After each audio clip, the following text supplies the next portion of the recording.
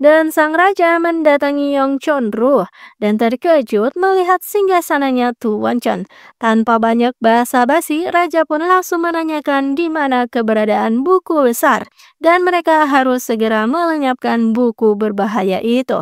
Tapi Tuan Chon pintar berkilah. Ia mengatakan jika buku itu tak ada pada dirinya. Ia lalu memberikan sketsa jejak bukti tentang pembunuh si menteri perang. Raja pun langsung kicap karena itu memang jejak milik ahli pedangnya. Dan benar-benar sungguh sebuah plot twist yang membagongkan. Orang yang selama ini terlihat paling lemah, yaitu pangeran dari raja sebelumnya, ternyata adalah dalang dari semuanya. Pangeran itulah yang telah memerintahkan ahli pedangnya untuk menghilangkan nyawa si pemilik sertifikat merah menggunakan pedang milik dari Pangeran Muyong. Dan setelah itu ia menyerahkan pedang yang bercairan merah itu pada menteri perang. Ternyata si kakak hanya bersikap sok lugu saja selama ini. Lalu tak disangka Ho melihat sang raja di Yong Chonru. Dengan tegangnya pun segera menyeret Doksu pergi. Doksu pun kebingungan kenapa Anho bersikap seperti itu. Akhirnya Anho mengakui jika pria tadi adalah ayahnya. Jadi ia harus segera kembali ke istana. Tapi Doksu khawatir dan malah melarang Anho untuk pergi. Tapi Anho ingin tahu apa alasannya. Doksu sebenarnya tak bisa menjawab itu, tapi sebaliknya ia malah mengajak Anho untuk segera kabur.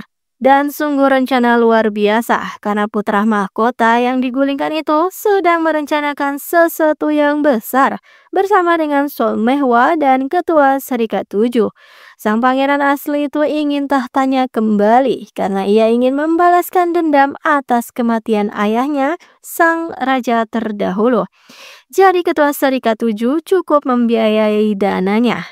Tapi apa imbalan bagi dirinya? Sol Mehwa pun menjanjikan Yong Chonro agar anak sang ketua serikat kelak memimpin Yong Chonro. Ketua serikat tentu langsung senang mendengar hal itu.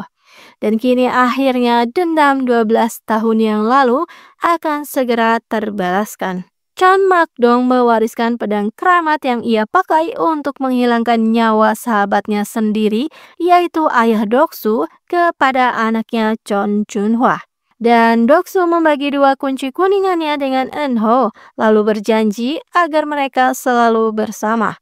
Mereka pun harus segera pergi karena perahunya sudah siap. Tapi Muyong malah dipanggil oleh pangeran pertama. Doksu sebetulnya mencoba untuk melarangnya untuk pergi, tapi itu sia-sia saja. Muyong pun lalu mencoba menenangkan. Jika setelah semuanya beres, ia akan menyusul ke dermaga. Wajah Doksu pun penuh kecemasan melihat Muyong pergi. Dan Junhwa kaget karena di hadapannya kini sudah ada Sol Mehwa yang bangkit dari kematian. Junhwa sungguh congak karena berani sekali Sol Mehwa telah menampakkan diri padahal sudah ketahuan menghilangkan nyawa ayahnya Doksu. Sol Mehwa dengan wajah datarnya langsung meminta Junhwa untuk keluar dari tempurungnya. Jika pedang di hadapannya itu yang sudah diwariskan kepadanya, justru yang sudah menghilangkan nyawa ayah Jeon, yaitu Chon Mak-dong. Junhwa seolah tersambar petir mendengar hal itu, tapi entah ia akan percaya atau tidak. Dan Pangeran Muyong akhirnya menghadap pangeran pertama. Muyong pun dengan terbata-bata mengaku dosa. Jika 12 tahun yang lalu raja telah diracun. Dan belum selesai Muyong berbicara, pangeran pertama langsung menimpali. Jika ia sudah tahu semua tentang hal itu. Ia lalu mengeluarkan sebuah manik milik Muyong yang ada di TKP pembunuhan si menteri perang. Tapi pangeran tahu bukan Muyong yang telah melakukannya itu. Ia pasti difitnah. Jadi untuk itu pangeran meminta Muyong untuk segera pergi dari istana dan jangan kembali lagi. Doksu tengah bersiap-siap untuk kabur. Gosura lalu datang dan seolah tahu temannya akan pergi. Jadi mereka pun saling berpamitan.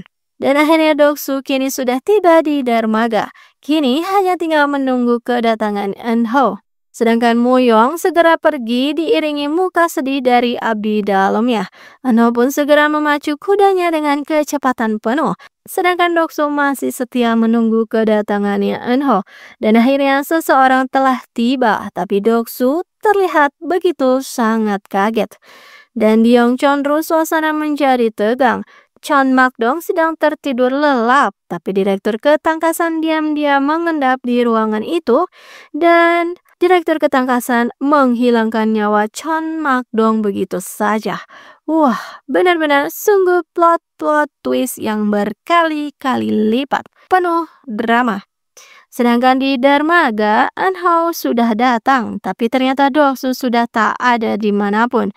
Anhao terlihat begitu cemas, dan episode 15 pun berakhir dengan penuh plot twist seperti itu.